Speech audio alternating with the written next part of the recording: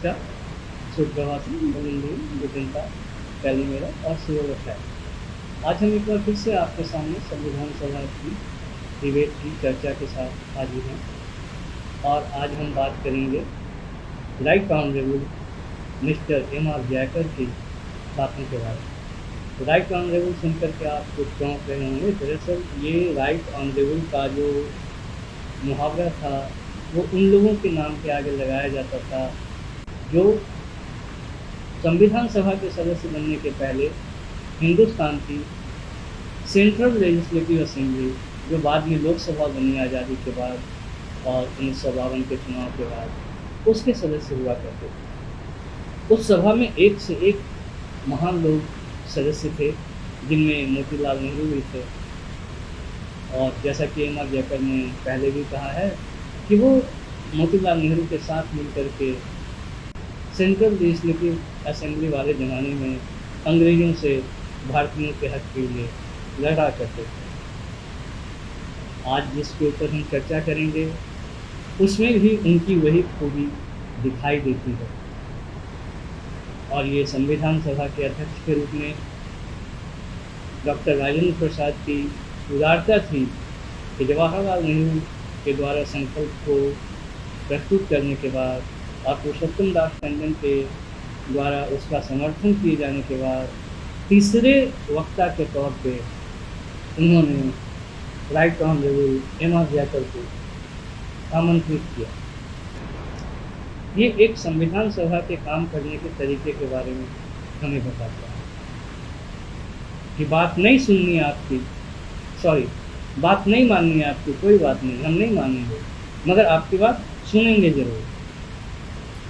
ये बात मुझे वाल्टेयर के एक कथन की याद दिलाती है, जिसमें वो कहते थे कि मैं आपकी बात से 100 गुना असहमत हूँ, 100 बार असहमत हूँ, मगर मैं आपके इस हक के लिए कि आपको इस बात को कहने का हक है, अपनी जान तक दे सकते।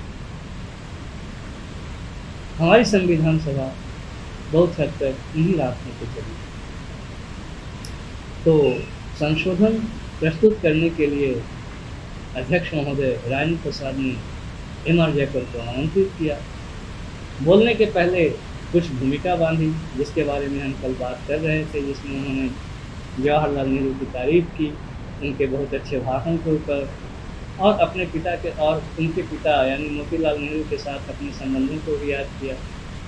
और आज आगे की बात करें, उसमें वो एक बार फिर से कहते हैं कि अपनी संशोधन को प्रस्तुत करने से पहले मैं कुछ गलतफहमियाँ दूर कर देना चाहता हूँ अपने संशोधन के बारे में। दरअसल उनका संशोधन ये था कि जवाहरलाल नेहरू ने जो संकल्प संविधान सभा के सामने रखा था, उसके ऊपर चर्चा को रोक दिया जाए।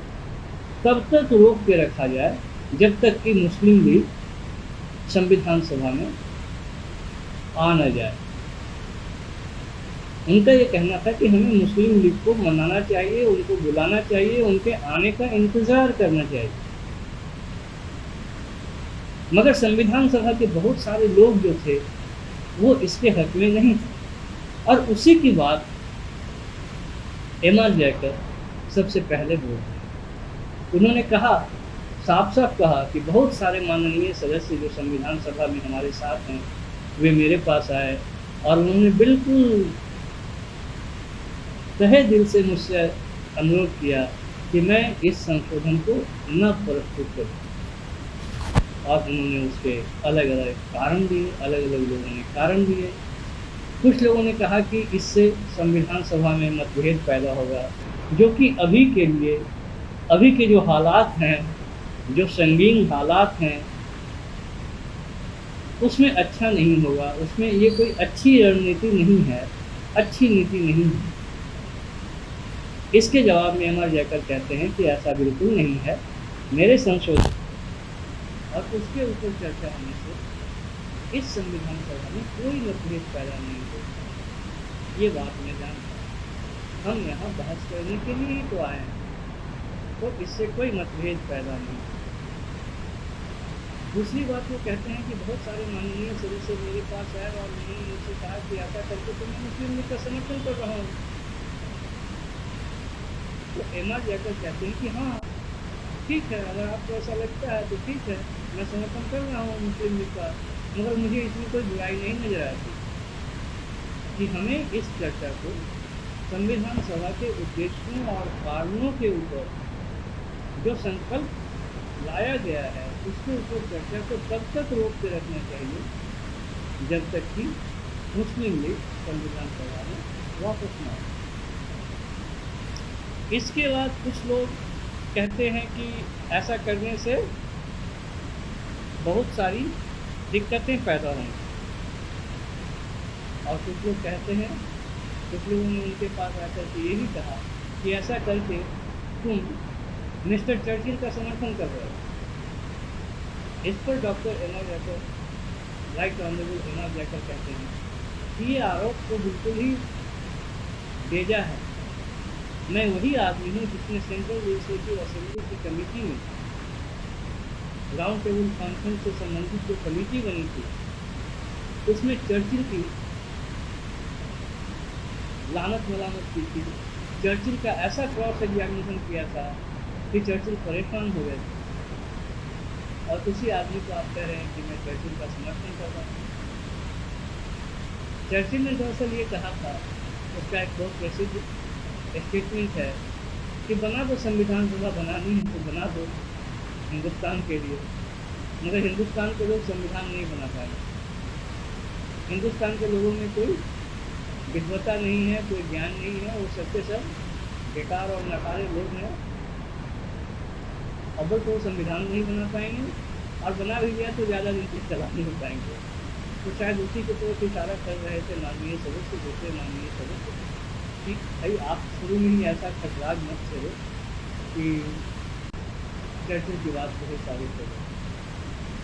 इसके बाद कुछ और लोग आए उनके पास, समाज जाकर के पास, उन्होंने कहा कि आपका तो मामला ही समझ में नहीं आ रहा है।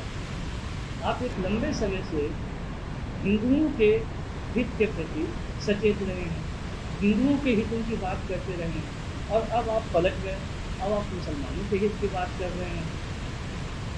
इसके जवाब में समाज जाकर कहते हैं कि मुझे इसमें कोई विरोध नहीं दिखता है, इसमें कोई अंतर विरोध नहीं दिखता है। मैं हिंदुओं के हितों की बात करता हूँ, उसका चैंपियन हूँ, मगर इसका मतलब ये नहीं है कि मैं जो अल्पसंख्यक समुदाय है उसके जायज़ अधिकारों के ऊपर अपने पैर रख दूँ, उसके जायज़ अधिकारों को ही कुचल दूँ। मैं वैसा आदमी नहीं।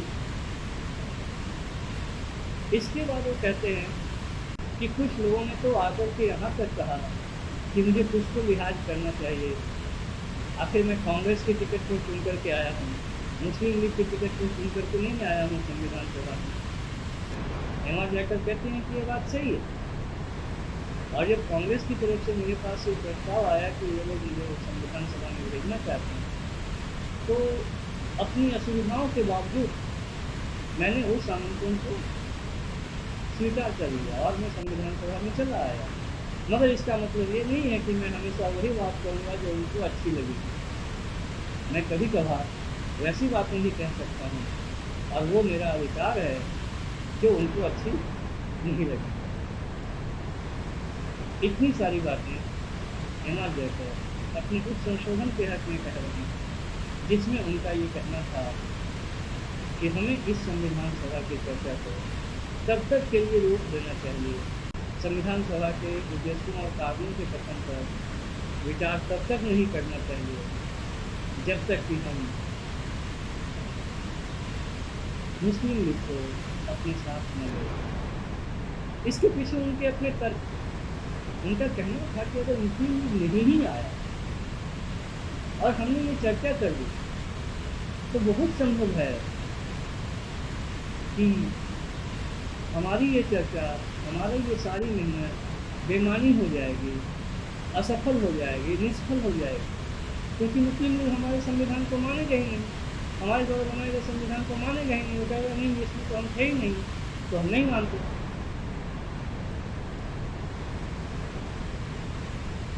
ये बात, तो इसलिए एमा जैकर बार बार यही कहते हैं कि हमें मुस्लिम लीग का इंतजार है।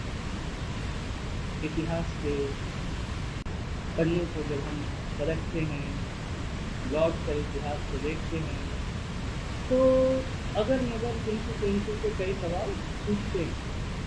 एमा जैकब के इस संशोधन से एक बात तो साफ आती है कि उस समय संविधान सभा इस मामले पर एक राय नहीं रखती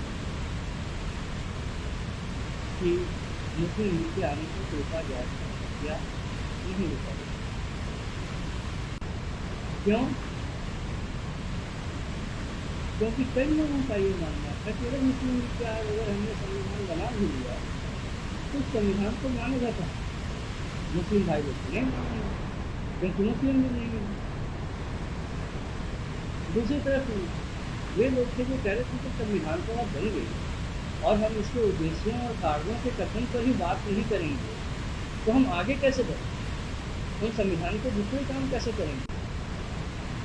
और इसलिए हमें इस चर्चा को रोकना नहीं चाहिए। मुस्लिम लीग के भाई आते हैं तो उनका स्वागत है, हम उनको मनाने की कोशिश भी करते ही रहेंगे। इस तरह की बात हो रही। आज दूसरे मुल्क में देखते हैं तो कई बार मुझे लगता है, ये मेरा व्यक्तिगत विचार है, गलत भी हो सकता है, मैं इतिहास का खास करके संविधान सभा के इतिहास का कोई बड़ा व्याख्या नहीं। उस समय तक शायद जब एम.आर. जयकर बोल रहे थे, यानी 16 दिसंबर 1942 को, शायद भारत के बंटवारे की बात पूरी नहीं हुई, यानी भारत के बंटवारे के ऊपर पूरी तरह से सहमति नहीं हुई।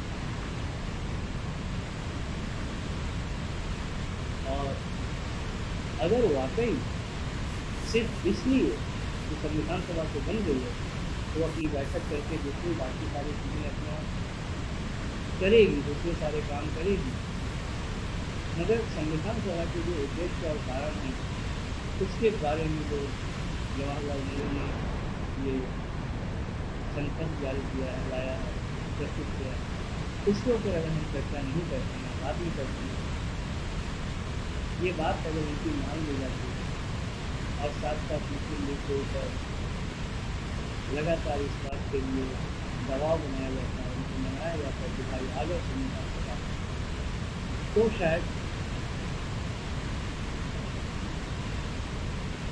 भारत का बंटवारा नहीं। मगर एम.आर. जयकर और उनके कुछ एक साथी जो इस ख्याल के थे तो संविधान सभा अल्पमत में थे, उनके बाद संविधान सभा नहीं रखा और संविधान बनाने का काम जारी रखा है बिना मुस्लिम लीग के और बिना रविवारों के आए। मेरे ख्याल से शायद ये कोई सही बात नहीं थी। ये उसी तरह की बात हो गई जैसे 3 भाई हैं और तीनों का बंटवारा होना है, पूरी पंचायत रहती है और 2 भाई किसी वजह से नाराज़ हैं कि नहीं हम तो पंचायत में नहीं आएंगे, और बड़े भाई ने कहा कि नहीं, पंचायत को अपना फैसला दे दे, अपनी चर्चा कर लो पूरी और अपना फैसला तो मगर इतिहास में ऐसा हुआ और जब नहीं आने देश का बंटवारा भी हुआ। तो आज इतना ही, अगली बार हम संविधान सभा की चर्चा एम.आर. जयकर के कुछ एक और मुद्दों के ऊपर जो उन्होंने अपने भाषण में उठाए थे उसके ऊपर चर्चा करेंगे। एक बात हम कहना चाहते हैं कि वो ज़माना ऐसा था कि कोई भी इंसान अगर वो ज़हीन है, विद्वान है, तेज है, तो हमारी उस संविधान सभा में अपनी बात को खुल के रख सकते हैं। उसे इतनी आज़ादी थी। ये कहते हुए दुख हो रहा है कि आज अपने देश में वो आज़ादी नहीं हो जाएगी, खुल कर अपनी बात नहीं कर सकते। तो इसी के साथ हम अपने आज की संविधान चर्चा को रोकते हैं। कल फिर लाइक हम लोगों के साथ कर सकते हैं। अगली बातों के साथ उनके अगले मुद्दों के साथ आपकी तैयारी अगर आपको अच्छा लगता है अच्छी लगती है तो आप